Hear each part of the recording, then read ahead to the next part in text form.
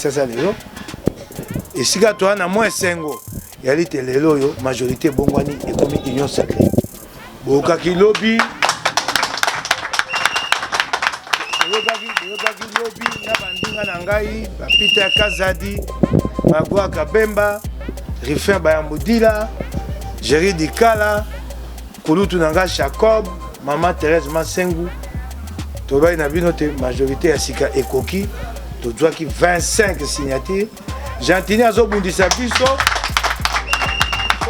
Ye alingi aza majorité na on a kombo na ba benga ka dynamique ngobila akomisango ya union. Et je demande à tous les vendeurs qui nous suivent de signer cette pétition. Il faut éviter de signer 2 fois. Vous allez signer une seule fois. Et je demande à tous les présidents des bureaux locaux communaux des marchés et des districts de passer dans nos bureaux, au siège national et au siège provincial pour retirer la pétition. Donc je déclare ouvert la campagne de signature pour la décision de M. Gentini Ngobila comme gouverneur de la ville de Kinshasa par le chef de l'État.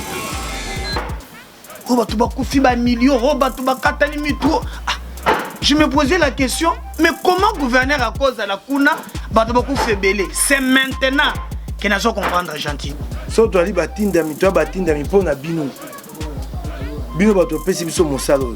Yali mosate tata nanga pesi ngai to noko na ngai. L'honorable, infatigable provincial oyebi ba mema na boloko na prison centrale na makamba lukuta. Il pas l'invité. C'est ça le rôle. Il y a moto aza kolobela bato. Soko botelemite zando ki libéra. Gentini akangi zando pona kosala misala te. Ya lokuta. Alors, comment qu'on sacrifier ma boîte à boy? Et ce qui me fait très mal les que balobi qui les soutenu ndena koyoka.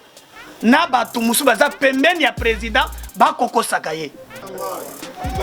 Asala keloko mo na pour l'été. Ngai moko motinda mina bino, biso mo batinda mina bino. Ngobila mosana eko sutukisa biso. Bolali bolamuki atie manzanza triomphal. Bato akomo tuna bi manzanzo yani. Na Matadi Kibala a posé première pierre. Kwatonga wenza Matadi Kibala. Tilelo atika la kotonga te. Nazando amune na kangi. O azo tonga dans 15 mois. Et sali lelo 50 jours tozo tangela ye. Mais azo toni sande matiti.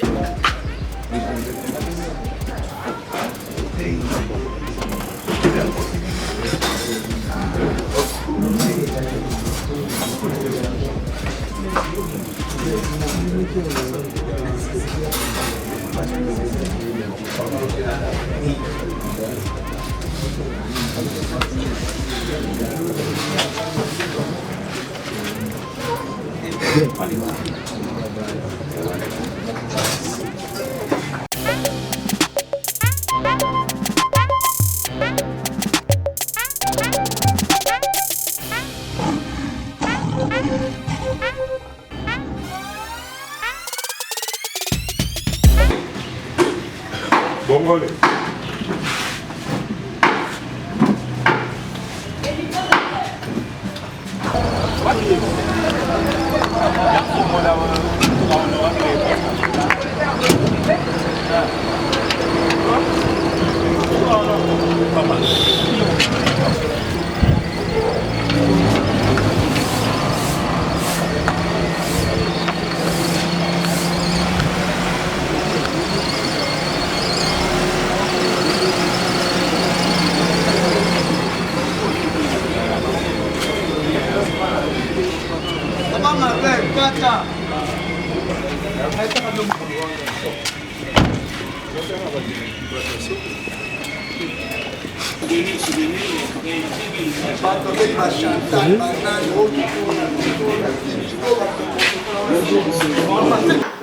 Na ndenge pour répondre na invitation na biso.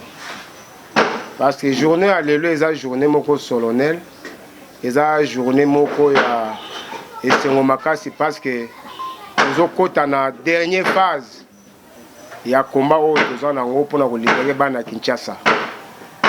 c'est pourquoi pour moi notre bec que tu ça la cérémonie na biso mokote et c'est plutôt associé bana kin moko aza déjà député provincial moso azali futur député provincial donc je pense que TV za radio te baza batu oyo bomona bango na bilele mingi ezata moso bozwi chance à travers ba syndicat bomona bango mbala yambo il y a liboso vraiment en tant que président national et syndicat national des vendeurs du Congo pe président à collectif des syndicats et commerçants du Congo. Nous allons représenter nos honorables Mike Kebaï à Télémabo Monaye, député provincial élu.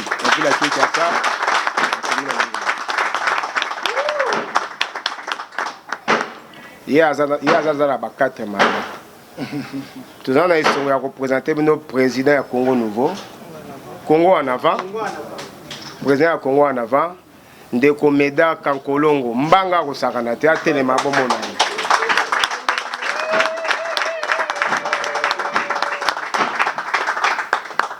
oye commune à Kinshasa ils a déjà recueilli donc déjà na députation provinciale Eroya déjà 2 députés au Bazali au Bazolo Belabana Kin et na niveau ya ba syndicat na suka kuna bomoni président Balo azali président il y a marché central na Sénégal babengi CVCC collectif des vendeurs et commerçants du Congo à Téléma Bomonaye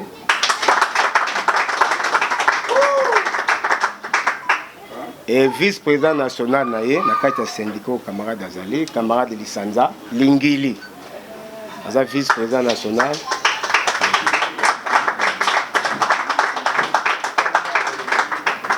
et derrière les caméras, le vice-président national Bazali, le président provincial Bazali, le président communal Bozali.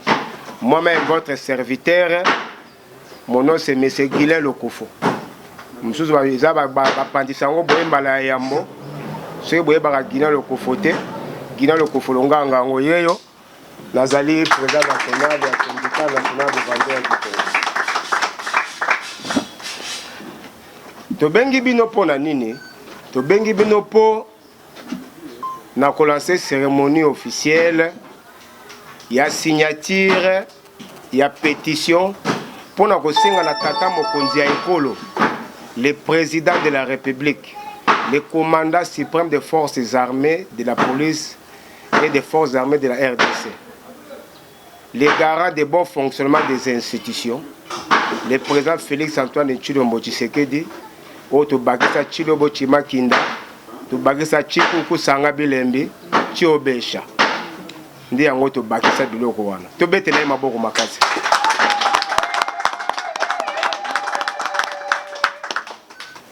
Toujours la cérémonie, il y a destitution puis révocation. Il y a mon amboka, Jantini Ngobila comme gouverneur de la ville de Kinshasa. Pourquoi?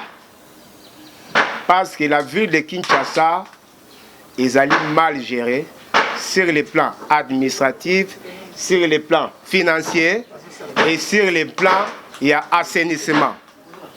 La ville de Kinshasa, ils allaient mal gérer. Le quoi vous allez les commerçants, mingi touché makambo touché secteur na biso. Na ba secteur mosusu honorable Mike Mukabe a lebela ngombala na mbala.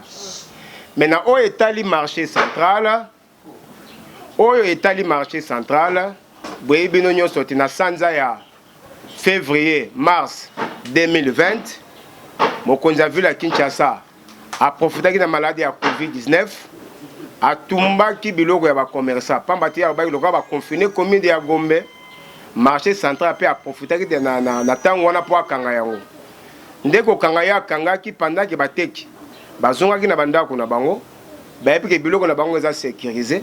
Ndé mokonzi ville à Kinshasa, yé na ba service na ye, lui en tant que cerveau moteur, ndé apesa ki mitino na ba service, ba tumba ki biloko ya batu, ba bebisa ki biloko ya batu, ba tumba ki ba mesa ya batu.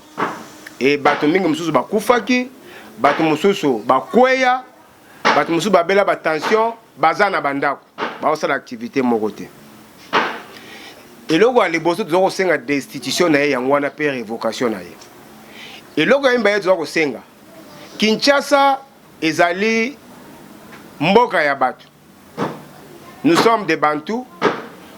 Kinshasa, Tata Mokonzi Ekolo azali alobi état de droit. Quand vous voulez construire, au niveau de la Moussala Moko, ba dépense sur l'équipe 300 000 $, vous devez respecter la procédure sur la passation des marchés. C'est-à-dire qu'il faut ça l'appel d'offres au niveau de Bongisa Zando, Nengina Bongisa Zando, Société Boyemuteko Sala, derrière ba travail aux ala Tamboye, ba teki na Zando, il faut na recenser bango. Mais Tata Mokonzi a vu la Kinshasa, à Sala qui est l'eau pour Wanate. Il a décidé unilatéralement, à toute l'Assemblée provinciale, à tout Bakonzi à l'Ikoloté, parce que le marché central a été construit par la présidence de la République. À tout Bangote, à l'Obigaga Atonga Wind. Ndena Tango Wana, le vice-premier ministre de l'Intérieur, Sécurité et Affaires coutumières, M. Gilbert Kankonde, a commis la Moukanda pour sursoir les travaux. Le vice-premier ministre, ministre de la Justice, Tunda Yakasende, Baïbisaka Makamboya Lingasa Nazando, ils allaient en violation de la Constitution, ils ont respecté le climat des affaires. La Cour d'appel, Yagombe, il a mis sa barre et sa décision. Où est quoi ça, mon amboka Argentine, Ngobila peut ville à Kinshasa, par rapport à Makamboya Bandaya Kosala. Mais tant que Yoka qui était à Kenya, qu'on interjecté à peine au Conseil d'État, Conseil d'État peut quoi ça que les sous-ville. C'est que ville à longa quitté. Tata Mokonzi Ekolo le 23 octobre 2020, à l'objet après confinement, Zanda Monene et Zonga. Zanda Monene, pas Zanda Monene, mais activité commerciale union sur toute l'étendue de la République, et Zonga la Missa Nango. Net de Zonga Nazando, suite à la pression autotiaki, avec le soutien de différents partenaires, et notamment les deux autres responsables au Bazali Awa, il faut soutenir les bisoming dans les médias, dans le terrain, soutenir. Tout le monde est là-bas sur ma boue.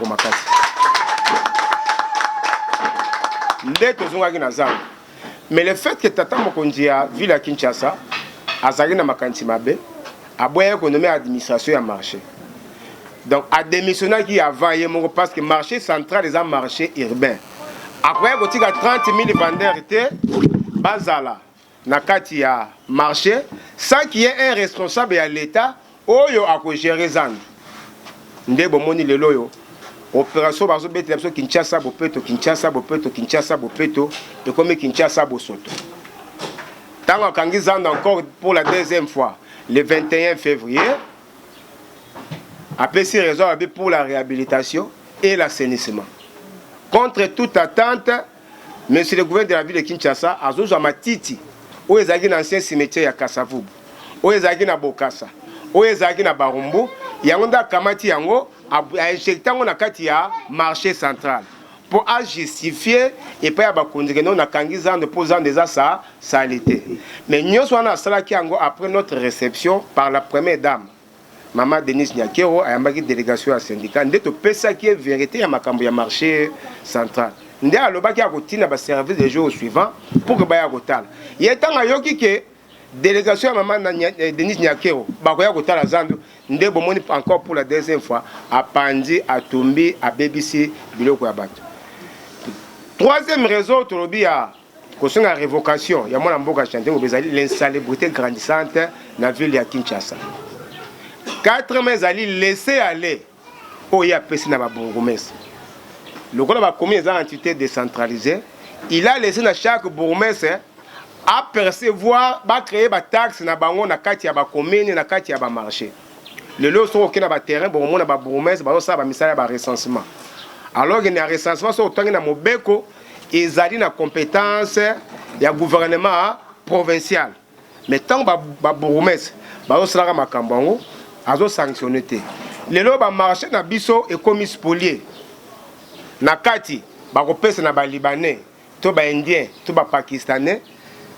Na libanda ba pesi ba libanais mais ba teki ba bombi bango na kati. Bato bazala misolo ole basumba ba mapango. Bato wa magasin na bango, be espace ya kosomba e komi kaka wapi na ba wenze. Soki ba teki espace ya wenze, ba teki bazako se retrouver na balabala.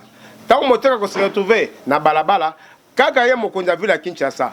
Na ba bourgmestre na ye. Ba teki espace ya marché, kaka ye moko akotina sous ba policier, ba ya ko bengana ba teki oyo bazala kati ya balabala.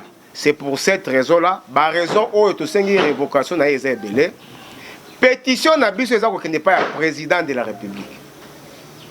toyebi que nous avons une assemblée provinciale à la ville de Kinshasa. Dans l'assemblée provinciale à la ville de Kinshasa, toyebi que nous avons des têtes. Bateau balo rappelé que non mbanga mai. Bateau balo la population. Alors to ko senga na bandeko oyo boza kolanda biso oza député provincial. La pétition du syndicat national des vendeurs du Congo, collectif des vendeurs commerçants du Congo, ils ont tout droit et pas à tata mokonzi à école. Atanga yango, nous avons réuni 100 000 signatures pour fixer date où tu as déposé yango. Comme ça, mon collègue a déposé pétition wana. Bazando nyonso na ville à Kinshasa, ba boutique nyonso na ville à Kinshasa, mon côté ekofungwama. Nyonso ekozala ya kokangama na tina ete tata mokonzi ya ekolo amona ete ya solo penza ba commerçant population kinoise ba député bazo partager vision ya tata mokonzi ya ekolo auti koloba Félix Antoine Tshilombo Tshisekedi Tshilombo Tshimbakinda Tshinku Sanga Bilembi Tshobesha. Ceux qui vont respecter vision wana ville à Kinshasa et qu'on a bien géré. Mais mon conjoint a dirigé ville à Kinshasa et c'est à collaborer avec la population, et c'est à communier la population, et c'est à respecter la constitution, et c'est à respecter droit de l'homme, et c'est à respecter Mibeko, où ils ont régir le marché, et c'est à respecter Mibeko, Oyo, et aussi dans le secteur du commerce. C'est pour cette raison-là, Yambo, il y a une pétition, na Pessima Lobana, honorable Mike Mukibai, na ndenge ya kotala biso, ce que moi je vais aller, sable sont là. Son na mingi ya lobate kasi pasi mote mayali makasi. Pasi na oboko nyoko manango. Ngana ndeko nanga medar butu tongo moi mikonyoso. Toko sola koyeba mayele nini to pesa bino makasi. Boko kosunga biso osali pétition. Po boyebi te etumba elaka na ngambo na biso te nde baka bobundela biso te. Bino peso botelemi nde pesa biso makasi. Loko bino bosali pétition na bite bosungi biso. Po ezali nzela etumba mo ya makasi. Biso tokopesa bino maboko na nzela etandomi eke na bato na biso pe bakotambola na pétition po te pétition wana ezwa 100 000 signatures wana noki. Eloko na kosenga bino moto na moto moko na bino azala penza engagé po tokokisa 100 000 signatures wana bomemango epai ya mokonzi ya mboka na ngambo na ngai na moninga na ngai président Médard Kankolongo tongo butu pokwa boyebaka te toza na bino po yali mosala bopesa biso so toali batindami mpo na bino bato opesi biso mosala oyo yali mosala te tata na ngai apesi ngai to noko na ngai bana kisasa babi mosala na oyo yango oyo mikumba na biso na mobuko to tukumi baye na misato 2023 boko tu na ngai eloko nyo salaki yango wana elongo na ndeko na ngai Médard nous ne ménagerons aucun effort alors kolo asunga biso elongo tokomisa eloko na suka po tozongisa Argentine sima boyebaka yango soko botelemi te zando ekilibela Argentine akangi zando mpona kosala misala te ya lokuta misala kosala na zando wana azokosa bolandaki interview na ye na yebi te soki bolandaki yango ntango batuni ye motuna osala nini na zando abina na projet sika 65 000 places alingo tongela eloko ya sika na yebi te soki bomonaka projet yango etambolaki makete yango etambolaki na bareseau sociaux na compagnie moko boye Sogema soko botelemi te zando ekangami mpo alibela oyo nyonso jantiako basolo ya ata moke te ali na projet ya sika sikoyo ayebi ndenge akolekisa projet wana te mpo projet ya mbongo ebele bongo plus de 30 millions de dollars esengelaki te esama na appel d'offre lokola asali yango na appel d'offre te ekei na nzela nkuku sikoyo mpona kobimisa yango na moi ekomi ngambo esengeli te botelema ezali ba droit na bino c'est vos droits pour na kosala kokenda mosala kolesa bana bino c'est un droit fondamental akoki kolongola bino droit wana te soko alakisi bino esika mosusu te pa ebokendo teka atouche na droit moko yali fondamental droit à la vie yali mawa kozala na mokonzi ya engumba Kisasa oyo akanisaka pasi ya bana Kisasa te akomituna te lelo bino bana meme bakende kelasi boni bokolia boni akomituna te yango wana kosenga bino botelema makasi tolonga etumba oyoyo moko ntango tolongwa akende kolala te esika ozongi yo mpo ozwi opesi bato mpe bapesi baninga soko bosisi nkasa kotia manza bozwi nkasa mosusu ezala te te ke bolayi bobea wa mosala Guilain 100 000 signature ali awa te so botikeli Guilain ye moko tokoka yango te moko na biso na bino ntango kozonga ndako ayebaka te 100 000 signature eza na motu na ye oyo kuna pa bi eza na moto na ngai olamuki na ntongo ntango mwa ngonga ata yo moko mpo otamboye mwa moke opesi bato batie linzaka opesi baninga bapeka kotambwisa esika mosusu tozala liboke moko tokolonga etumba oyo matondo mingi kola bato na biso faut bettre maboko lokola basyndicaliste po obeta ngo lokola bacadre ya administration publique tobeteli moto wape maboko makasi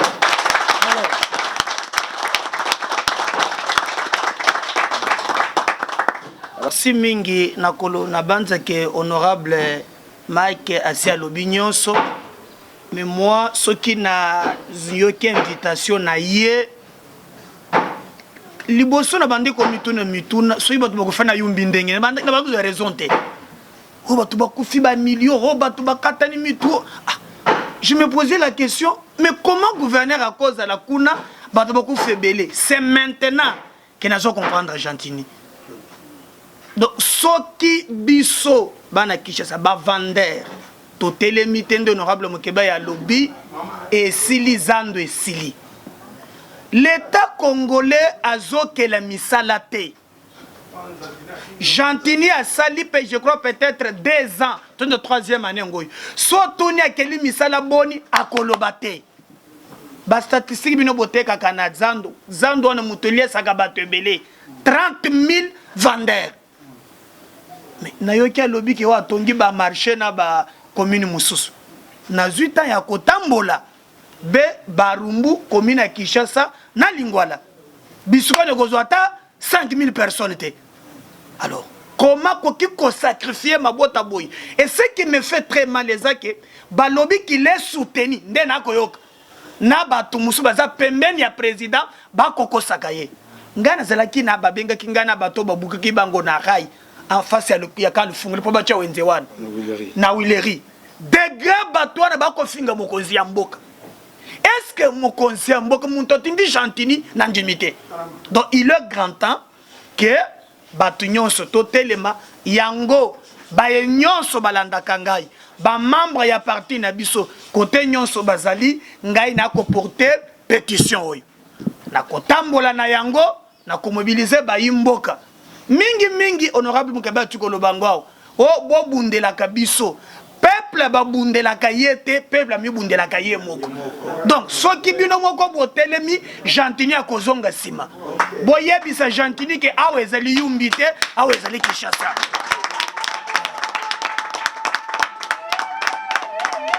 Voilà donc ya kolobebele zate to pesi maboko na président Guilain na musala malamba ko kende to se mobiliser kolongo na biso awa to banda refaire si les pétitions kaka sikoyo biso to relayer message oyo malgré to koyoka ke akocha bakuluna babiloko bon ezana tina mo côté CP nous appartient nous tous mon tokobangi sa moninga azate ezamboka na biso to bundelango jusqu'au bout. Merci.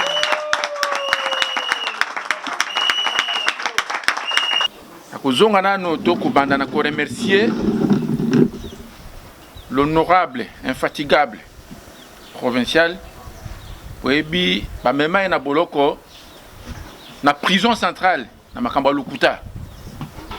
Il pas l'invité. C'est ça le rôle. Ya moto aza kolobela bato. Yango moni to sepela kanaye na tout na lobi na ye ke azali honorable infatigable. Obengi ata na minuit appareil na ye kanga makate. À l'honorable eleki. Bosololi. Parce que ya zande pona biso. Biso bato totindi ekuna. Soit ko kangela biso appareil pona likambo nini. topesi longonya makasi ndenge na mbela na biso nyonso o tobelelaka ye o tobengaka ye azalaka toujours présent to elongo na biso nakama présent Kankolongo merci pe mingi na intervention na yo cela veut dire tango za na politique okosala politique po na yo te ozosala politique po o changer bato vie ya bato vie ya mboka échanger mboka ezali eloko pamba te ezali nde bato ensemble oza na kati ya mboka wana ezali bato yango toza ko remercier bino na biso bandeko tolobaka mbalebele ke bautaka bipai mosusu batikaka bisika wana na bilelo me na Kinshasa bakotika biso na bilelo te bango nde bakokende na kolela bakomona ke oui bakinois baza bakinois kin eza ya bana kin e kin ezalaka fin po soko longi kin okongoli RDC mobimba okangi yango pétition oyo honorable to rassure yo tokozwa ngonga molai te tokozwa ngonga molai te po toza implanté bisika nyonso o bateki bazali na ville ya Kinshasa tango tokokabwana na yo kokabwana ke na ngonga muke bo ese koki ekoleka alors tokokende na mokonzi ya mboka pour que topesa ye ndenge constitution esengeli toza kosenga toujours na mokonzi ya mboka ete ya solo UDPS ezali parti oyo esala ete ya solo pole eya na mboka na biso espoir ya Congo mobimba ezane na pouvoir ya UDPS nalandaki président lobi nasepelaki makasi tanga za koloba na ba pêcheur nasepelaki makasi nabi oui président aza ko approcher maintenant couche esengeli po ayeba ba vérité le président a approché ba couche nyonso akotika ba millionnaire eza ba entreprise ba kozwa batona batote o créer entreprise pour to financer yo non il y a des PME où eza coexister il y a kokuta yango akobanda na ko protéger eza bateke eza ba PME ba mesa ona ba petites et moyennes entreprises yepe le président ayo kapé ba PME ngobilo aza gouverneur au lieu protéger ba PME pour mobeko ezali ete mopaya koki koteka na détail été il faut atteindre na gros tout demi gros mais yazo sala ba magasin pour ba paya wana bateka na détail mais ya se contenter na ba loyer ya ba 1500 ba $800 ba $1000 $2000 pour que ye amona ke wina zui mbongo sikoyo o servir bana na yo neloko nini eloko moko ezate ngana sengi na bandeko nyonso ndenge totelemi lelo que pétition oyo ndenge to bandi lelo soki yo signé otali na to business tozali awo amoninga songolo ayebaki information ote benga ye na tongo ekoma problème na ye na moteki nyonso tu ya ville ya Kinshasa pétition oyo ezala ya biso ya ba syndicaliste te ezala objet ya yo moteki bisika yo zali moto azonyokola yo ezali gouverneur de la ville de Kinshasa Ngobila Mbaka na Matadi Kibala aposa première pierre kwa tonga wenza Matadi Kibala ti lelo atikala kotonga te na zandwa munena kangi o azotonga dans 15 mois et sali lelo 50 jours tozotangela ye mais azotoni sande matiti azotonga te le président de la République tolobaka ne bandelike Ngobila yende ko créer insécurité na ville ya Kinshasa soki botira attention na Ngobila te akobotela biso makao mususu tomona ki ba tokangi bato mususu abazobima na bafulu bato maboma na bafulu nini ko empêcher siko na zando lokole komi fulu boza ko contrôler yango te bakotondisa bato maboma kuna esuka suka kozala wapi e bafulu atondisi na zando wana solo wana ezokende wapi asuspendaka bourgmestre ya ngaba ke otongi dépôt de transit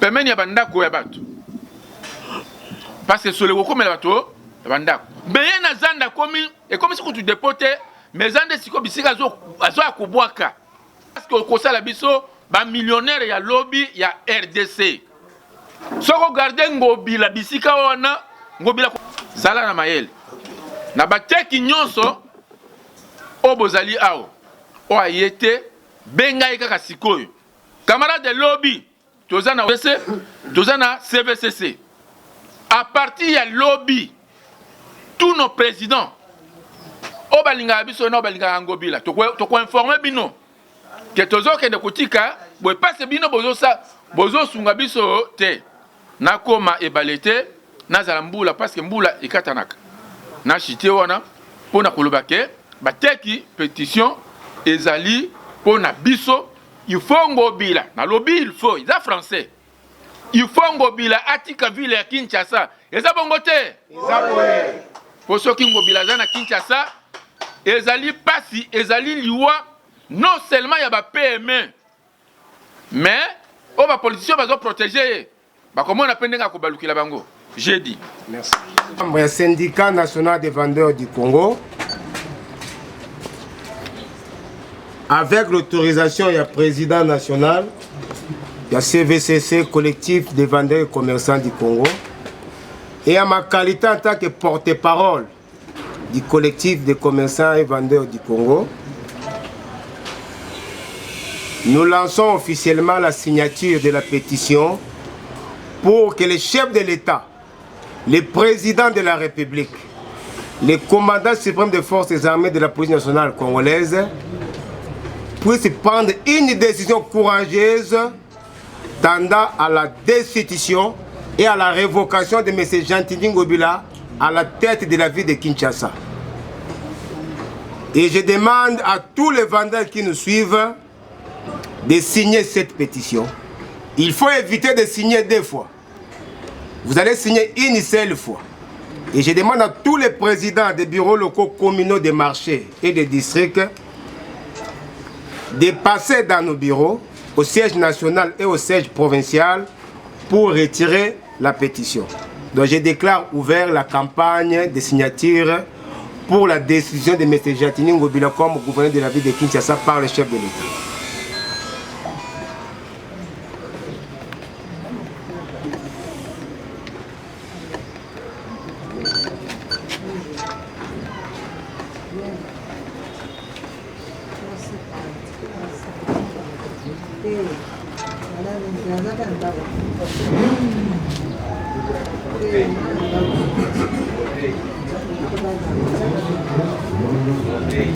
C'est signé. Petit Mambo Makasi.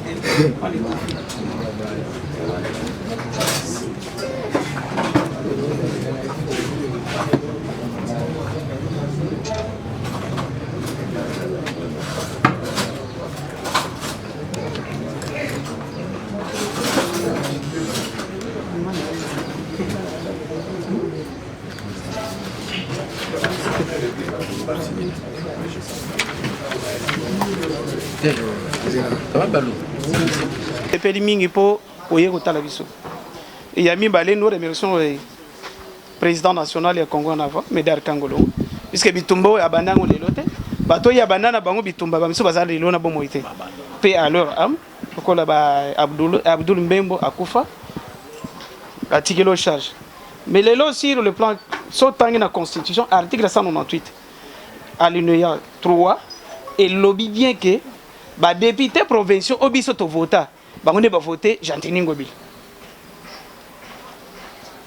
So que na loi électorale article 161 alinéa 5 avant que Moutaza la gouverneur na ville à Kinshasa na évité à présenter bino qualité na ye oya zalaka to aye kaka boy bo voter kana comme ka gouverneur puisque tout d'abord il faut qu'il ait la qualité azala na gradué ou plus mais on se retrouve avec un gouverneur qui n'a sa manière et de deux qualité na ye na sur le plan professionnel. Il faut sur le plan administratif à moins 5 ans. Depuis nous bozoli biso muntu, aye awuti soki wabi, asali eloko mon côté, mais boko miseli biso lelo gouverneur. Voilà la suite. Biso ba tout vota bino ba Mike Mukebai. Et lelo Mike Mukebai bazo bengo honorable Mike Mukebai. À l'époque na tango ya tozaki na opposition, baba na bengo Mike Mukebai honorable te. Tango lelo ba électeur na yo, o ya lingwala. Pour comme honorable, pour postuler la lingua, aux alliés représentants la lingua. Mais le marché central est représenté avec 465 tribus, dont 145 territoires où ils ont le Congo Mobimba et Zanazan. Et là, nini yo en tant que député provincial. Au Boko, ça pour bilelo. Ceux qui biso ba électeurs na bino tozu décision. Il y a ça le langobi la pétition pour tout le monde là. Mais boni bino. Pour les lots d'ici là, mandat et comme peu nasuka. Ba député provincial au bazalaka, les lots bazate. Yango biso to lingi ndeke, malgré médaire quand on ngazalaka de aposila azwakate. To pese courage azongele po makamu ya zo sala yango zo pese déjà ba voie électorale. C'est pour des raisons nous voulons à moins que logo le tomonio les lots, tozo ebiso clair et franchement vérité que en tant que député, il y a vu la Kinshasa. Bisika o wapi Ngobila zo sala ba bêtise puisqu'il n'a pas la qualité. Pour ça azaki na qualité socio-culturelle mais le lelo ba maman na yo ba ko sala libanda te. C'est pour des raisons, c'est là si honorable, pour des raisons lelo to sengine to monio lelo. Yebisa ko dempoi. Yebisa ko dempoi. Pour bino ne bo voter ki ko dempoi à la présidence assemblée provinciale. Et puis ko dempoi a sala une grande erreur ya ko zo yo ko tindo na makala. Boye bisaye to yebi bien Kodempo to vivre lui avec lui ngaina Kodempo nous sommes dans des quartiers voisins yena ngomba ngolanga na quartier muluma musu na Mbushimai tozana ina commune moko boye bisaye clair rentrée parlementaire ça les 15 tolingi teke makambo esalemi eli Janine Mabunda boye bisaye bino pe bo salango poke Janine Mabunda ndenge Janine Mabunda kendaki ndenge luka bake bolongolele biso Ngobila tuka topema to baye to lemie puisque si hay de gouverneur auto baye na mboko Janine Ngobila muto aliboso po ngai soki na te les premières entreprises na Congo na biso ezali ko teka Yoko tozi moi chasse au commis na yo député. Mais ngai na comme député te. Pour des raisons tozo ils sont clairs. En tant qu'honorable député, ça les biso ndenge ba député nationaux ba sali. Bon ça les biso l'essentiel. Pour que bana mboka lobio comme député national. Pour ba le gosuka na province. Oyebite maponomi le kakiawa. Kona inanga saka potopoto. Tango bako luka bato batwa misolo abula matai na ko bako djulanga kona inanga mokoni. Nga moko nande konanga meda to baga ta sombi hotel Castello ba wangani. Lelo yangwane ndimami hotel Castello kombo babongo le komi New Castello. Masuwa monene kuna. Asomba kombo nango twende basi ba djulanga ya ta mokolo mususu. Na boso to asage maponomi na e batie bato FCC bele. Comme une assemblée provinciale, bato FCC balaki plus de 30. Faut boye bakate na chaque assemblée provinciale il y a 4 députés coptés. Oh bato ka bango et pas ya bankumu. Ba konja bamboka ba chef coutumier. Bato FCC basi ba bongisa balengela yango ba ebinde ba pona bato wana mine. Ba l'autre et oleka souté. Et ça dit FCC a une majorité et l'église Jantini Ngobila. majorité ya FCC bande ko UDPS batikalaka kopesa Argentine be maboko te bayaka na candidat na bango Laurent Batomona bango nyonso zomi na mibale 12 députés provinciaux UDPS batiaka mingongo na bango mpona Batomona kasi alekaka te tokoki kolela te Argentine ya mokonzi ya engumba Kisasa lelo esika toa na mwa esengo yali te lelo oyo majorité bongwani ekomi union sacrée bokaki lobi na bandinga na ngai Peter Kazadi Magwa Kabemba Rifin Bayambudila Jerry Dikala Kulutu Nanga Jacob Maman Thérèse Masengu tobai na bino te majorité ya sika ekoki tozwaki 25 signatures Argentine azobundisa biso ye alingi azwa majorité na ye oyo na kombo nango babengaka dynamique ngobila akomisa yango ya union sacrée tokotelemela ye mpe nakolaka bino otuni motuna moko obi bokosala nini tozonga le 15 le 30 okoyoka kuna na assemblée wana nakoyebisa bino toloba ngo na etando eke à partir ya le 30 mars Kisasa ekolumba solo ya bafulu ya Argentine te ekolumba solo ya bitumba mibali Argentine na batone balengelama na koloba yango bokoyoka assemblée provinciale wana bozala kimia to batindami na bino Argentine bavotaki ye na suffrage universel indirect akoye pa na bino pepe tenga na kozonga pa na bino elingo bate akoye kosakana ngai te akosakana biso te po bokonzo bopesaki biso yango biso topesi ye akoye kosakana te nalaki bino ozela tozonga le 30 mars bokoyoka assemblée provinciale wana na mingi aloba te oyo ezosama na kati oyo kolambama baninga balobi nanga te naya koloba ngo kasi nalaki bino bokoyoka moto kobakisa eza ke toyebi na opposition ndenge moninga oti oloba parce naza na ebele oloba te oyo eza nécessaire nde oyo asa lobi na opposition tobanda omona Mike Mukebai na Brassard na loboko na ye ayebi makambo oyo nazoloba na opposition abanda olata Brassard tolingi Brassard ana approuvé biso yango ndenga ye moko awuti oloba le 30 Brassard oyo abanda olata na opposition ana nino aza capitaine tolingi tomona ki capitaine parce makambo awuti oloba ngana moningo awuti oloba avant ngai tomonaki yango déjà toza nango déjà même na ba téléphone na biso mais tokosepelaka tomoni komo liboso na kati ya ba 25 ans Mike Mukebai tolingi jour wana ba prouver biso ke non bango nde ba signer na union sacrée parce abana o mibenga à l'époque fils d'Etienne fils de Tshisekedi biso nyonso to vande auto yebi qui était Tshisekedi penser à Tshisekedi ezalaki nini o lelo ezosala meza nini parce biso bato to telemiao peuple congolais nyonso o bazana kati ya marché central même na kati ya Kinshasa to yebi ke bazana misala te misala na bango ezande zandwana ezana mutu moko aya teki mais sima na 30 personnes likolo azando mais Brassard a Mike tolingi toyeba jour wana tokozalana na assemblée provinciale pona ko soutenir batu nyonso te mais pona ko soutenir Mike capitaine de l'équipe ya Brassard oyo banda olatana tozo ya pona ko soutenir ye oyo tozo lo balelo tolingi ba media nyonso etelemi awa ekatango te elekana ba media Kishasa mobimbe monango Kishasa mobimba eyo kango jour wana le 30 ndeye moko auto confirmer biso le 30 tokozana na assemblée provinciale pona ko soutenir Mike na équipe na ye parce que soko zomona bato bazo signer premier nom ça dit quelque chose ça dit quelque chose ça dit quelque chose na répétant on a ebi bien que na suki na passe o na lingana loba moninga o loba ki liboso na ngasa lo bien déjà honorable nazotu na question tingi télévision honorable tozala na ona salle mokolo Argentine ayaka kopesa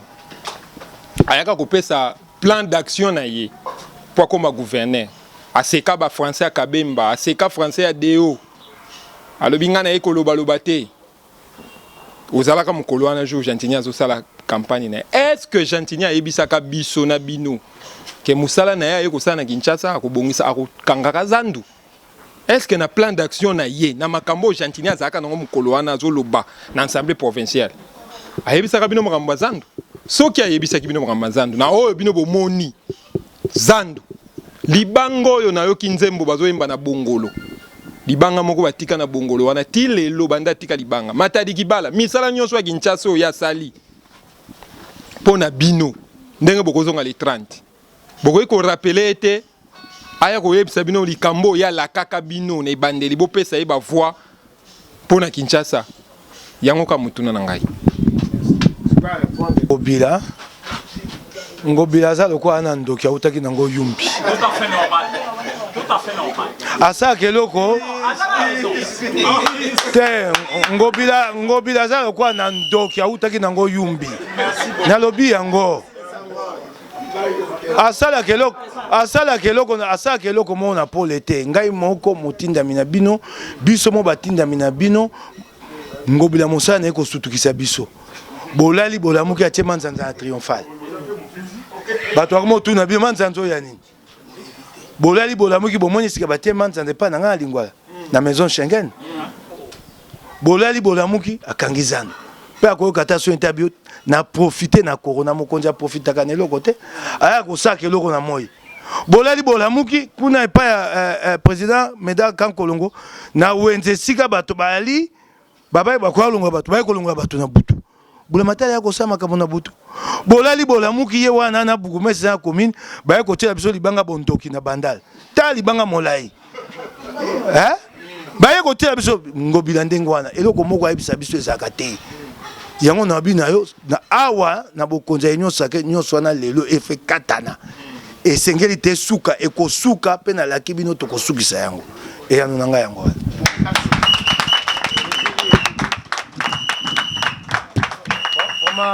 Oui, honorable, on vient de voir signer la pétition pour destituer le gouverneur Ngobila. Quel est le sens que vous donnez à cette destitution même, ou la cause même, vous en tant qu'honorable député provincial? Non, je suis venu soutenir une initiative citoyenne. Avant d'être député, je suis un citoyen de cette ville. Et mes électeurs sont malmenés, réduits au chômage, laissés sur les carreaux, plus de 30 000 emplois. Le marché central, c'est la plus grande entreprise, pas seulement de Kinshasa, mais de la République démocratique du Congo. Et vous fermez ces marchés sans aucune alternative. Vous ne proposez rien. Le gouverneur passe à la télévision pour dire qu'il a réinstallé les vendeurs, ce qui est faux. Il parle par exemple de 3500 places, marché Rail, avenue de Libération, complètement faux. Ce marché-là a une capacité de 800 places. Et sur les 800 places, il n'y a que la moitié qui a été réservée aux vendeurs du marché central. Donc je ne peux pas laisser rester indifférent à la cause de mes électeurs. Je suis porteur d'un mandat. Et là, je suis venu leur témoigner ma solidarité, tout en maintenant la pression du côté de l'Assemblée provinciale de Kinshasa, parce qu'il y a des initiatives qui vont être mises en route de ce côté-là. Et donc nous allons mener ce combat sur plusieurs fronts, et sur le front parlementaire, et dans la rue, et dans le média, comme je l'ai promis à Jean-Thénie Ngobila, que s'il ne se ressaisit pas, s'il ne rectifie pas les tirs, il me rencontrera sur tout le front. Ça c'est clair. Honorable, la raison avancée pour cette fermeture, c'est pour la modernisation ou la réhabilitation de ces marchés. Qu'en dites-vous? C'est faux, complètement faux. Vous avez entendu Ngobila balbutier à une question d'un journaliste qui lui a demandé « Mais qu'est-ce que vous êtes en train de faire au marché central ?» Vous savez comment il a répondu? Non, non, non, non. Qu'est-ce que vous êtes en train de faire au marché? C'est quoi le projet? Et finalement, il a avoué, c'est un projet centre commercial de 65 000 places. Donc tout le reste, c'est de racontard. C'est pas l'assainissement, c'est pas la réhabilitation. Jean-Thénie Ngobila a un projet, centre commercial, 65 000 places. Vous avez vu la maquette, elle a circulé dans les réseaux sociaux. Il a promis d'amener la maquette au chef de l'État. Ne parlons plus d'assainissement. Vous, journalistes, vous continuez à l'aider. C'est faux. Il n'y a aucun projet d'assainissement, ni moins encore de réhabilitation. Jean-Thénie Ngobila a un nouveau projet. Mais sur le nouveau projet, nous lui posons une question, moi en tant que parlementaire. Mais l'appel d'offres, il a organisé quand? pour un projet de plus de 30 millions de dollars.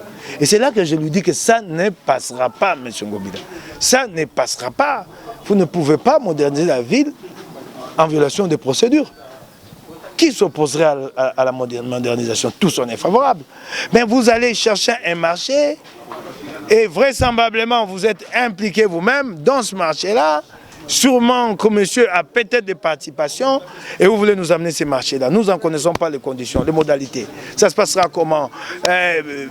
L'investissement, et comment nous allons le rembourser? C'est sur quelle période? Rien n'est connu à l'Assemblée provinciale. Tout est opaque. Alors je promets à monsieur Jean-Tini Ngobila que ça ne passera pas. C'est en violation de procédures et ça ne passera pas. Nous allons nous opposer à ces projets au niveau de l'Assemblée provinciale de Kinshasa, mais aussi avec mes compatriotes, avec les électeurs de Kinshasa. Nous allons entreprendre d'autres initiatives devant la justice. Nous allons mobiliser des associations de Kinshasa pour attaquer ces projets-là devant la justice. C'est un projet qui est mis en route en violation de la légalité. Il ne peut pas passer. Donc Jean-Tini Ngobila peut vraiment se dire au jour d'aujourd'hui que s'il se met à investir, que ceux qui vont investir vont perdre leur argent, ça ne passera pas, ça ne passera pas. C'est clair. Vous êtes député provincial, alors quels sont les députés provinciaux? Ne me posez pas la question. Moi, je suis venu ici comme député provincial. Chacun d'entre nous s'engage dans son combat comme il le peut. Moi, je ne réponds pas d'eux. Moi, je suis venu en compagnie de mon compagnon d'infortune des luttes, Médard Kankolongo. Ne me posez pas la question, que font les autres? Il faut leur poser la question, qu'est-ce qu'ils font pour les vendeurs du marché central? Il faut leur poser la question. Depuis tous ces temps, Jean-Tini pose des actes qu'on pourrait qualifier des cruels, mais on ne voit pas l'Assemblée provinciale. Nous sommes en vacances, Mais depuis tous ces temps, nous revenons. Je crois que c'est une question qui nous a un peu surpris. Il a pris la décision pendant que nous étions en vacances. À la dernière session, le marché fonctionnait. Donc nous reprenons le 30 et vous avez appris que l'Union sacrée est à l'œuvre désormais à l'Assemblée provinciale avec 25 signatures. Quoique Jean-Tini tente de nous mettre des bâtons dans le roue parce qu'en fait, lui veut transformer sa fameuse dynamique Ngobila en Union sacrée. Comme ça, sa majorité va continuer à primer. Ce qui ne passera pas non plus. Donc, alors, nous étions surpris, nous étions en vacances. Que le député soit surpris. Nous sommes surpris parce que je vous l'ai dit ici, je l'ai dit aux vendeurs. Non, c'est pas des... Non. En fait, nous avons un gouverneur qui est passé champion dans la pratique du fait accompli. Lui, ce qui ne vous prévient pas, vous vous réveillez, construction sur la place Triomphale. Vous vous réveillez, construction à Lingwala, place Comète en face de Maison Schengen. Vous vous réveillez, fermeture du marché central. Vous vous réveillez, on nous parle d'un monolithe là, Bandal, qu'on est allé déposer la nuit. Jamais. Et c'est même pas seulement nous les députés, les Kinois dans l'ensemble. Non. C'est pas cela. Si les projets que Ngobila mettait en œuvre étaient des projets bénéfiques pour la population, il commencerait en amont par expliquer le projet. Parce que vous faites ces projets pour le bien des Kinois. Mais comment en amont vous n'expliquez pas aux Kinois ces projets-là? Puisque c'est pour mon bien. Vous venez, vous me dites, je veux fermer le marché pour faire ceci, pour mettre en œuvre tel projet. Mais puisque ce sont des projets flous, où c'est plus l'intérêt des groupes et personnels qui jouent, Ngobila les fait toujours en nous surprenant. Et d'où tire-t-il ce courage, cette motivation de faire tout ça? Un peu par le laxisme de l'Assemblée provinciale. Il faut reconnaître que jusque-là, c'est sa majorité à lui qui a conduit l'Assemblée. Il en a profité. Vous savez, il a fait plus grave. En décembre de l'année dernière, il a fait passer un édit appelé édit sur la reddition des comptes. Il l'a fait passer en violation de la loi. C'est très très grave. Il l'a fait passer sans le rapport de la Cour des comptes. Pourtant, la loi fait du rapport de la Cour des comptes une condition sine qua non. Donc, il s'était un peu habitué à le faire ainsi. Il savait qu'il avait une majorité mécanique qui l'accompagnait. Mais c'est fini à partir de maintenant. Fini complètement, il y a une nouvelle majorité. Est-ce que le chef de l'État n'est pas derrière Jean-Tini Ngobila? Je ne crois pas et je ne pense pas. Il ne faut pas mêler les chefs d'État dans la malgouvernance de Jean-Tini Ngobila. Hein, Jean-Tini Ngobila, sa malgouvernance, elle n'a pas commencé aujourd'hui. Hein, c'est depuis Maïndombe.